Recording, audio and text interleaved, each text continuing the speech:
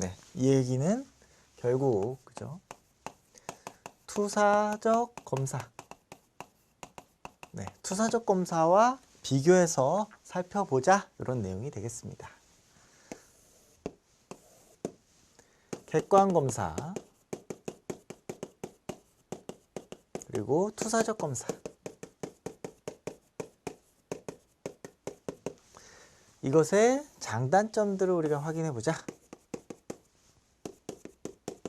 네, 장단점을 확인해 보자.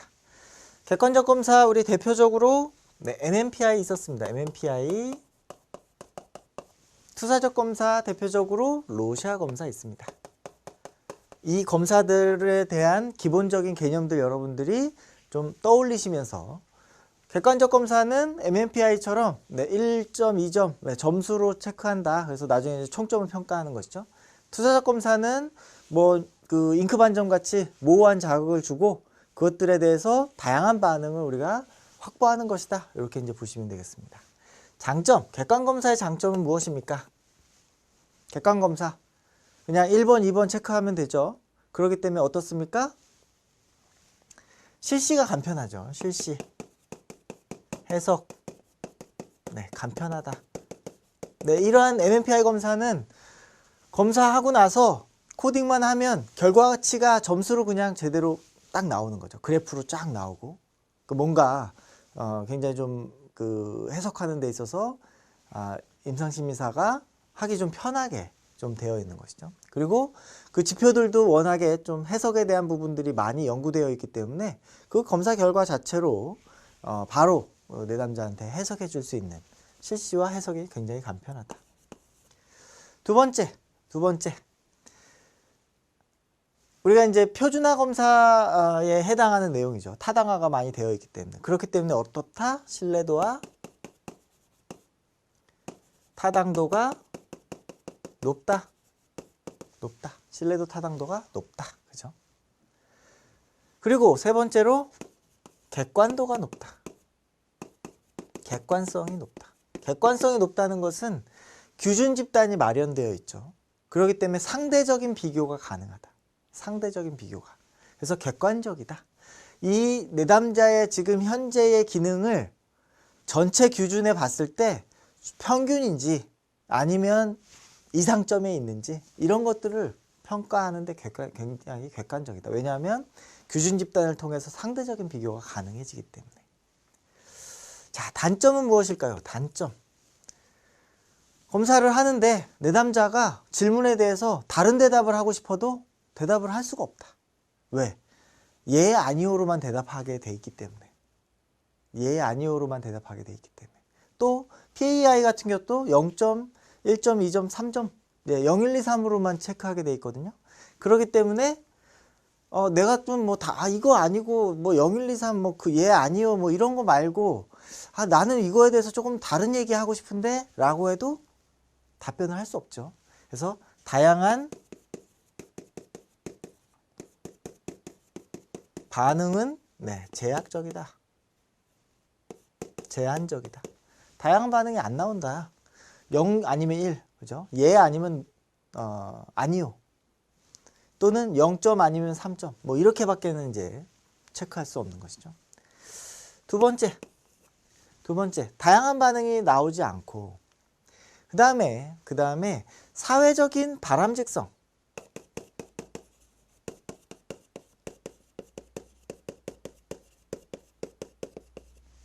사회적 바람직성에 영향을 받는 경향이 있다. 이게 무슨 얘기냐면 그 문학 내용에 대해서 우리가 좀 알 수 있기 때문에 잘 알 수 있기 때문에 우리가 이거는 좀 내가 실제로는 그렇더라도 이렇게 대답하면 안 되겠다. 그래가지고 네, 보통 5점 척도 매우 아니다, 조금 아니다, 보통이다, 조금 그렇다, 매우 그렇다 이런 5점 리커트 척도를 많이 쓰는데 이런 척도를 쓰면 보통 이제 3점에다가 다 보통입니다 라고 그냥 체크하는 것이죠. 그래서 사회적으로 바람직한 경향성을 따르는 이런 오류들이 이제 나타날 수 있다. 세 번째로 방어가 가능해진다. 내용에 대해서 이제 알 수 있기 때문에 이 내용이 나의 어떤 정신건강 문제를 다루고 있는 것이구나 이런 부분들을 이제 확인할 수 있기 때문에 우리가 방어가 가능해지죠. 또 뭐 이것과 이제 반응이 이제 제한적이다라는 것과 마찬가지로 문항에 대해서도 제약이 있다. 왜냐하면 그 문항 자체가 텍스트로 읽어서 우리가 확인할 수 있는 내용이어야 되기 때문에 이해되어야 되는 내용이기 때문에 무엇을 물어보는지 우리가 확인할 수 있는 내용이어야 되기 때문에 제약이 있는 것이죠. 네, 이러한 제한점이 있다. 단점이 있다. 자, 그러면 반대로 투사적 검사의 장단점은 무엇일까? 요 단점이 여기에 장점이 될 수 있겠죠. 첫 번째로 다양한 그리고 독특한 반응이 나타난다. 네. 다양하고 독특한 반응이 나타나야 내담자의 정말 그죠? 제대로 된 성격을 평가할 수 있겠죠. 그렇기 때문에 이런 투사적 검사를 활용하는 것이 좋겠다. 다양한 반응을 확인하기 위해서. 두 번째로 방어가 어렵다. 방어가 어렵다. 왜냐하면 내담자한테 요구되는 것은 로샤 검사 같은 경우에 그 모호한 자극에서 보이는 것을 그냥 얘기하는 정도만 하면 되는데 그걸 가지고 우리는 임상적으로 평가를 한다는 것이죠. 그렇기 때문에 이 내담자는 이게 뭐 하는지 잘 모르는 것이죠. 어떤 걸 평가하는지 잘 모르기 때문에 방어가 어려운 것입니다. 세 번째, 무의식적인 내용을 다룰 수 있다. 우리가 이제 앞에 강의에서도 이제 말씀을 드렸지만 객관 검사 같은 경우에는 주로 이제 그 의식적인 수준의 기능들을 평가한다면 투사 검사에서는 심층적인 내용들을 좀 다룬다 이런 내용이 있었죠. 그런 것처럼 무의식적인 내용들을 좀 확인하기 위해서는 이러한 투사적 검사가 좀 필요할 수 있겠다. 단점, 이 객관 검사의 장점이 투사 검사의 단점이 되겠죠. 첫 번째, 신뢰도 타당도 낮다. 이것은 객관적 검사에 비해서 그렇다 이런 내용입니다. 두 번째, 해석. 이 해석의 어려움이라고 하는 것은 이제 훈련이나 임상 경험이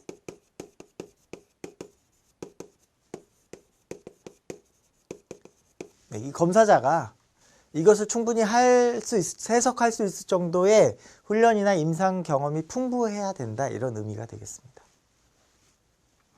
그래서 신뢰도 타당도가 낮고 해석이 어렵다. 그 다음에 이제 중요한 것 중에 하나가 투사적 검사의 단점으로 얘기하는 것이 이제 평가 환경.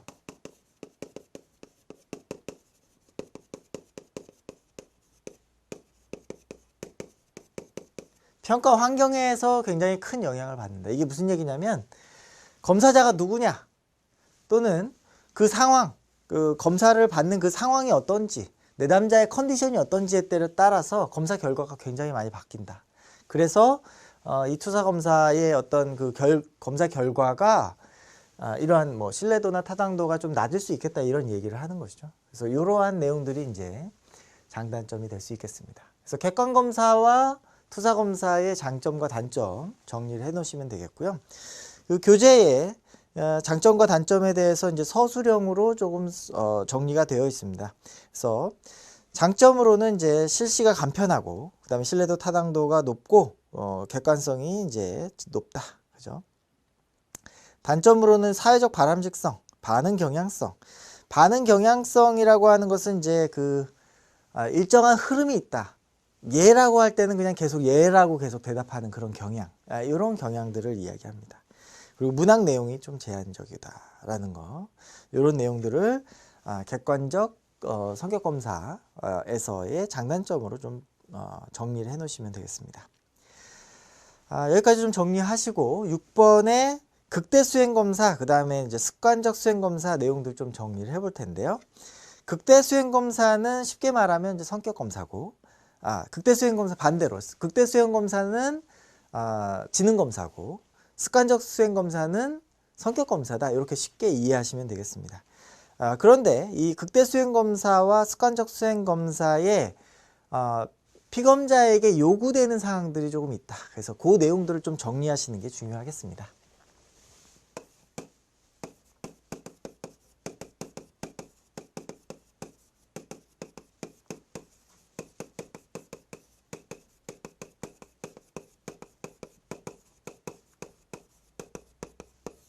네, 극대 수행 검사와 습관적 수행 검사. 극대 수행 검사는 모든 것이 다 그렇지는 않지만 쉽게 대표적으로 지능 검사. 그렇죠? 습관적 수행 검사는 대표적으로 성격 검사다. 지능 검사, 극대 수행 검사 이렇게 얘기하는 것은 수행을 극대로 해야 된다. 최선을 다해야 된다. 이런 내용이죠. 최선을 다하는 검사. 결국에 능력치를 보여줘야 되는 그런 검사인 것이죠. 지능 검사에서는 할 수 있는 한 최대로 빨리 풀어보세요. 뭐 이런 식으로 이제 지시를 하는 겁니다. 그래서 지능 검사가 극대 수행 검사다. 습관적 수행 검사는 평소에 하던 대로 하는 수행 검사입니다. 평소에 하던 대로. 그래서 성격 검사가 대표적으로 습관적 수행 검사다. 이 극대 수행 검사에서 피검자에게 요구되는 사항들, 그죠? 이것들을 한번 정리를 해볼 수가 있겠죠.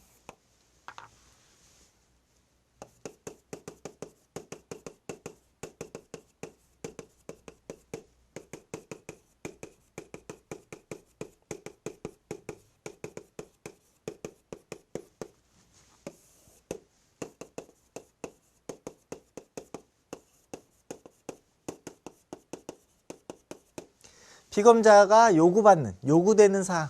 피검자는 어떤 태도로 이 검사를 수행해야 되냐 이런 내용입니다.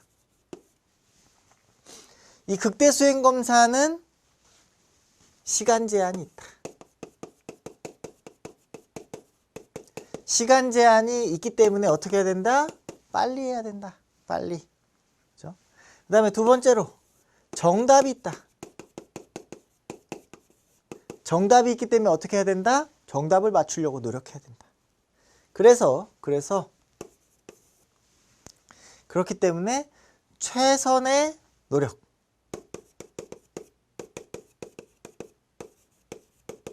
네, 능력을 요구하는 것이다.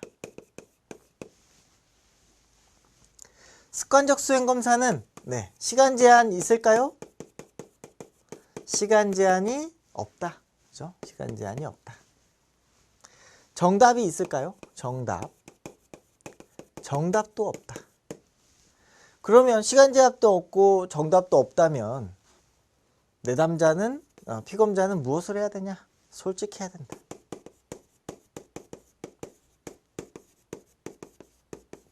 네, 솔직하게 대답해야 된다.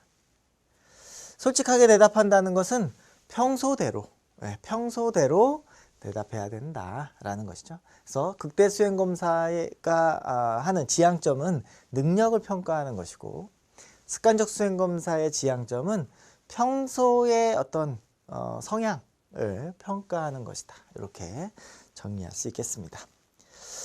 지능 검사 웩슬러 지능 검사라든지 카우프만 지능 검사 같은 검사가 있겠고요. 성격 검사, MMPI 같은 그런 검사들이 있겠죠. 그래서 그런 검사들 같이 정리해 보시면 되겠습니다. 교재에 서술형으로 좀 정리가 되어 있습니다. 그 내용들 보시면 극대 수행 검사는 일반적으로 제한 시간이 있고 문항에 정답이 있고 최대한의 능력을 발휘하도록 한다. 두 번째, 습관적 수행 검사는 제한 시간이 없고 문항에 정답이 없고 최대한 정직한 답변을 요구한다. 그렇기 때문에 MMPI와 같은 그런 검사에서 이러한 정직성에 대해서 이제 평가를 하게 되는 거죠. 타당성을 평가하는 것이죠. 이게 그냥 막 찍은 건지 아니면 정말 솔직하게 자기를 드러내는 것인지 이런 것들에 대해서 우리가 평가하게 된다. 네, 극대 수행검사, 그 다음에 습관적 수행검사, 내용 정리를 하시고 다음 페이지 보시면 심리검사의 해석 지침이 있겠습니다. 심리검사의 해석 지침.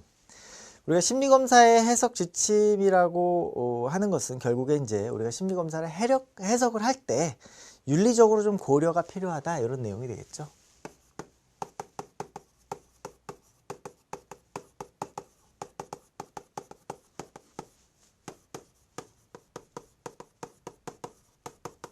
우리는 무엇을 고려해야 되는가? 결국에 이것도 윤리적인 고려다. 그렇죠?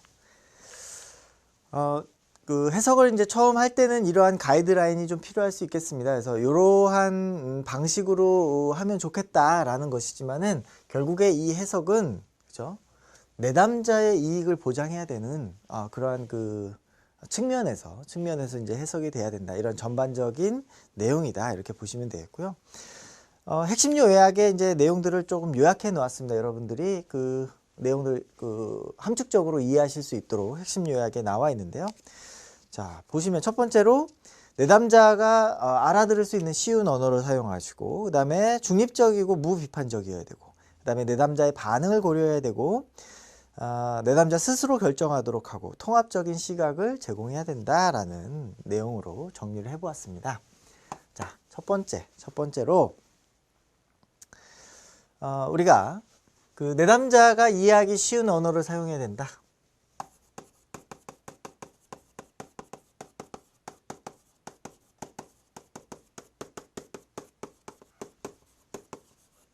내담자가 이해할 수 없는 막 전문적인 용어를 사용해 가지고 뭔가 굉장히 권위가 있는 것처럼 보여주려고 하는 것이 꼭 중요한 것은 아니다. 왜냐하면 이 해석은 결국에 내담자에게 도움이 되기 위해서 하는 해석이기 때문에 이해하기 쉬운 언어다. 조금 다른 측면에서 보면 그죠? 이 검사 해석을 받는 사람, 그죠? 검사 해석을 받는 사람이 받는 사람의 수준, 그죠? 해석을 듣는 또는 보는 어떤 그 대상자의 수준을 고려해야 된다. 예를 들어서 이 해석을